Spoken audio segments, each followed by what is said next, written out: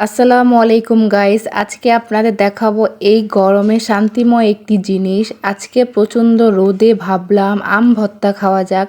সেই ভাবনা সেই কাজ, সাথে সাথে লেগে পড়লাম আম ভর্তা বানানোর জন্য। কাঁচা এবং পাকা একটি আম নিয়ে নিব। প্রথমে আমটাকে ভালোভাবে ধুয়ে পরিষ্কার করে তারপর আমের খোসাটা ছাড়িয়ে নিব। তারপরে 4-5টি শুকনা মরিচ নিব, অল্প একটু চিনি এবং স্বাদ মতো লবণ নিব। আপনারা চাইলে এর সাথে অ্যাড করতে পারেন বিট লবণ, তারপর কাসুন্দি। আমার বাসায় কাসুন্দি ছিল না, তাই আমি দিতে পারিনি, আর আমি কাসুন্দি পছন্দও করি না। আমার কাছে যা যা ছিল আমি তাই দিয়ে বানিয়েছি। তারপরে আমটাকে আমার ইচ্ছা মতো পলে নিব।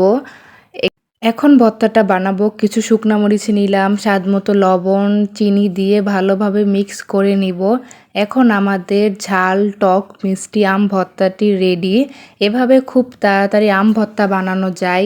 যখন ইচ্ছা হবে আম ভর্তা খেতে, তখন খুব তাড়াতাড়ি তৈরি করে ফেলতে পারবেন। এভাবে আম ভর্তা বানালে খুব মজা লাগে খেতে। একবার তৈরি করে দেখবেন, আপনারও খেতে খুব ভালো লেগেছে এবং সবাই খুব পছন্দ করেছে। এভাবে যদি একবার আম ভর্তা তৈরি করেন, দেখবেন যে বারবার তৈরি করে খেতে মন চায়।